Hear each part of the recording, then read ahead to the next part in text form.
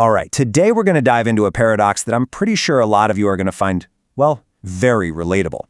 It's this weird question of why some of the smartest, most brilliant people can totally forget the simplest things. I mean, come on, be honest. Have you ever done this? You're lost in thought, wrestling with some huge idea, and then bam, you find your car keys sitting right next to the milk. Or, you meet someone new, they say their name, and it just poof, vanishes into thin air. It is so frustrating, right? Well, if that sounds even remotely like you, the great news is you are definitely not alone. This is not some kind of flaw in your character or a sign your memory shot. It's actually a completely predictable pattern in how certain brains are wired. And today, we're going to break down exactly what is going on. So here's the game plan. First, we'll talk about what happens when your brain is just too full. Then, we'll look at its built-in filter for boring stuff. After that, we'll dig into the whole thinking over doing thing and why some of us get stuck on the why. And finally, we're going to wrap it all up by reframing this whole thing as a feature, not some kind of bug. Okay, first stop, the brain that's just too busy. We're diving right into the challenge of something called cognitive overload and its best friend, divided attention. So what in the world is cognitive overload? Well, the easiest way to think about it is like a massive traffic jam happening inside your head. Your mind is so busy running these incredible mental simulations, thinking about complex ideas, solving big problems, that there's just no bandwidth left for the small stuff, like remembering where you just set down your phone. And I love this analogy because it's perfect. It's like you have 100 tabs open in your mental web browser all at the same time. Your brain's CPU is just maxed out. So when you try to do something simple like remember a shopping list, the whole system just lags.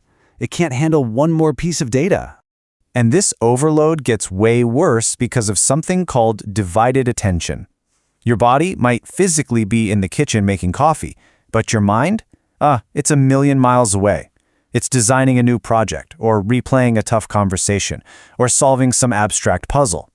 Your focus is completely internal, which is exactly why you don't even register putting your glasses in the freezer. All right, let's move on to our next big idea. It's not just that your brain is full, it's also being incredibly picky. It's actively and pretty ruthlessly filtering out anything it decides is just boring. This slide shows you the process, and it's fascinating. So, step 1, someone says, "Hey, I'm Bob." Instantly, as you see in step 2, your brain does a quick scan. Does Bob connect to any of the big, important ideas I'm working on? No? Okay. Step 3, no meaningful connection found. So, in step 4, that piece of information gets flagged as totally random noise and is immediately tossed out to save precious mental space. Sorry, Bob. Okay, next up, let's dig into this fundamental conflict that can happen in our minds. This preference for analyzing everything versus just, doing it. It's the ultimate battle of thinking versus doing.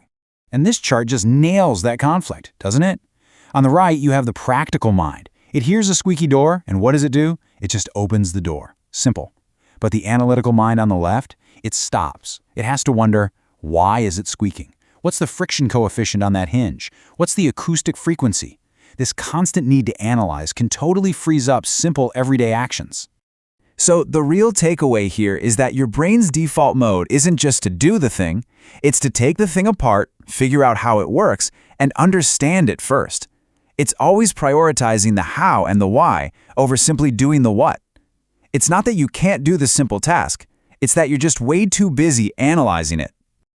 And this leads us perfectly into our fourth point, which might be the biggest distraction of them all. That constant, nagging pull of life's giant questions. Let's call it existential distraction.